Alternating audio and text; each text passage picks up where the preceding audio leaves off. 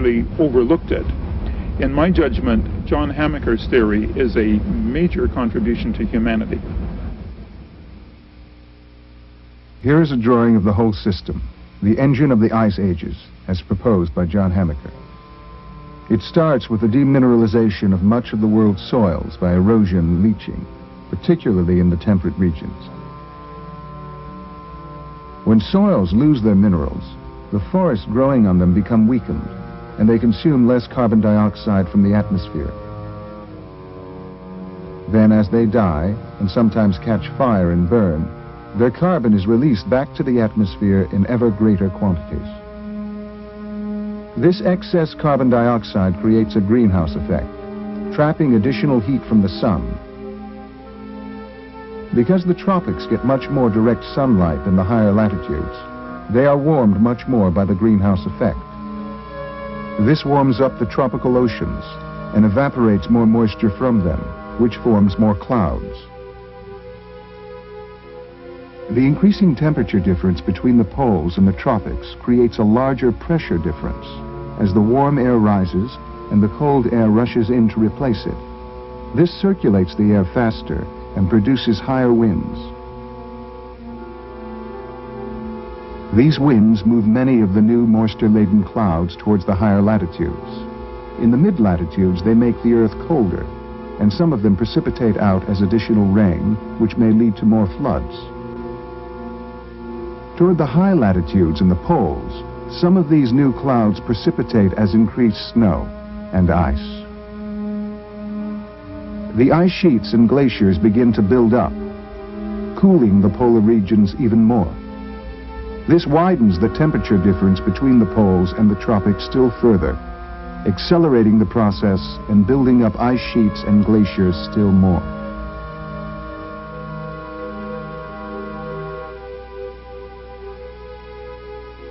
When large amounts of snow and ice build up in the polar regions, this added weight pressing down on the Earth's thin crust can cause slippages, which result in increasing numbers of earthquakes.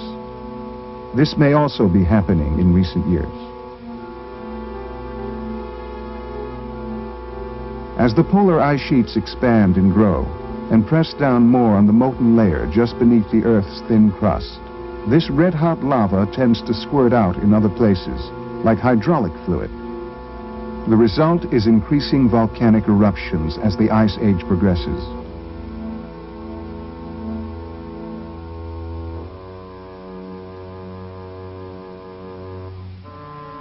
These eruptions spew out a great deal of additional carbon dioxide, together with sulfuric and other gases that acidify soils and destroy more forests, which send still more carbon dioxide into the air. Some scientists think that volcanic eruptions have already been increasing dramatically in recent decades. Think of Mount St. Helens, Mount Etna, and El Chichon, to name a few just since 1982. At some point, this system becomes self-perpetuating and irreversible, and another ice age, which will last some 90,000 years, is underway. We may be very close to that point right now. The 100,000-year cycle of ice ages is a natural process, one that has been occurring without any human contribution. But this time around, some of the things we're doing ourselves are accelerating the process, which is leading to the next ice age.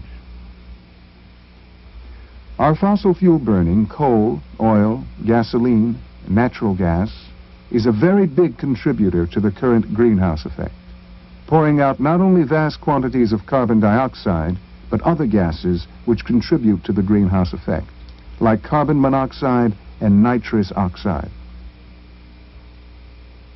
Incinerating garbage produces some of these same greenhouse gases.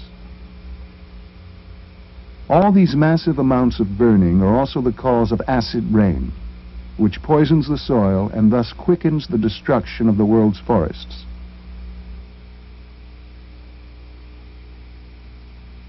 The tropical rainforests contain the most concentrated, rapidly growing vegetation on Earth. And we've been cutting them down at an ever-accelerating rate. The Amazon basin in Brazil is the largest of the remaining rainforests on Earth. An area of Amazon rainforest the size of France is being clear-cut every 5 years. The equivalent of a football field every second. Tropical forests in Central and South America are often burned or bulldozed to clear land for more cattle ranching. Often these huge fires get out of control and burn vast numbers of trees covering thousands of square miles. 95% of the meat from these cattle ends up as cheap hamburgers that are sold and eaten in the United States. The meat is not needed, but fast food chains buy it because it's a little bit cheaper than buying cattle raised in America. About a nickel per hamburger cheaper. Pesticides and herbicides so toxic they are banned in the United States are often used on these cattle ranches, where they get into the meat and come back in the burgers. The industrialized countries are destroying their own forest for short-term gain too.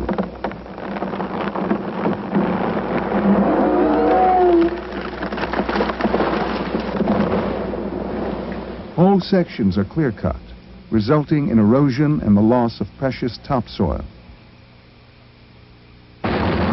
Modern warfare also takes a terrible toll on forests, sometimes deliberately, like the widespread use of Agent Orange in Vietnam.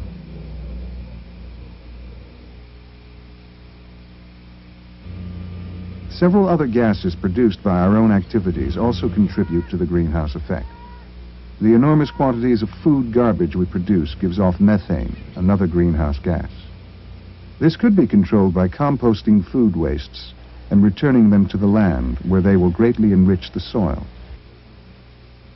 Similarly, animal manure and human sewage that isn't recycled back into the earth also gives off methane gas. Until many cattle began to be raised in huge centralized feedlots a few years ago, farmers always used to recycle their manures because it was the richest fertilizer for the soil. Much of the nitrogen in artificial chemical fertilizers escapes into the air, where it becomes another greenhouse gas.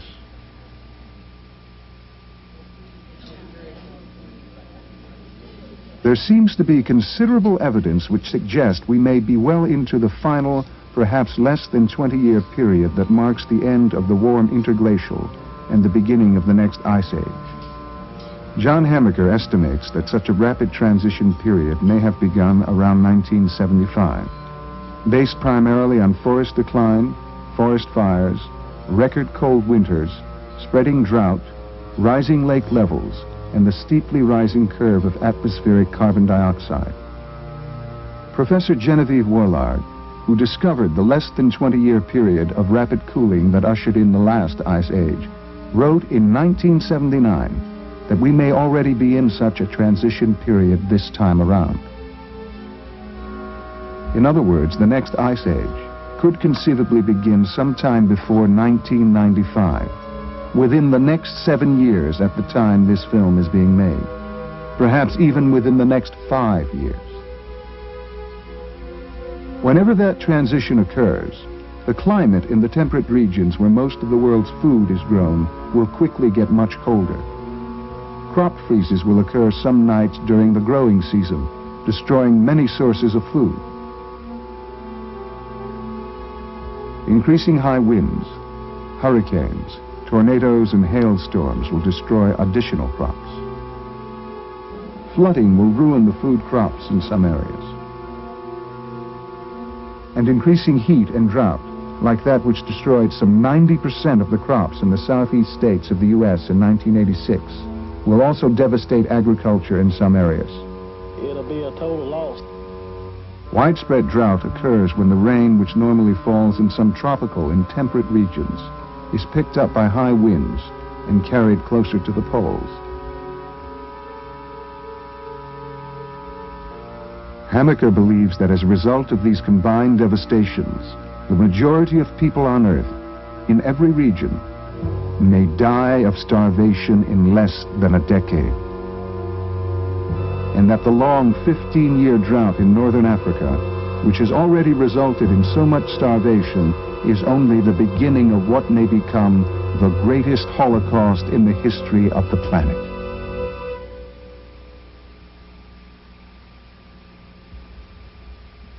Is there anything we can do about our rapidly deteriorating climate and the coming ice age?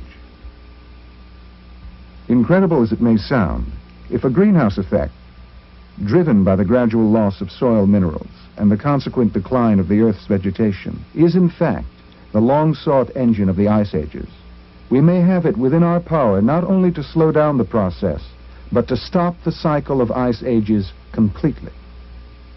How? By doing a number of things very quickly.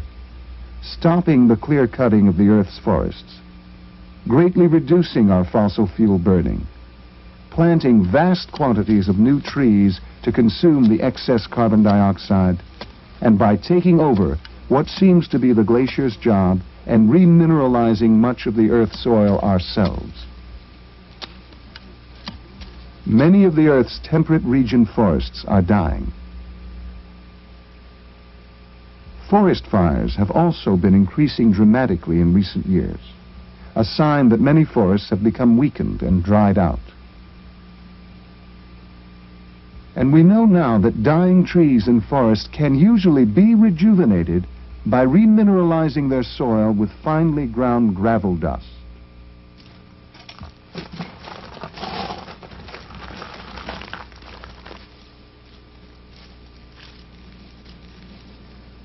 Well, maybe you notice here, small trees are coming up in a sort of massive way, while on the other lot of my neighbor, where there was no rock dust applied, almost nothing comes naturally.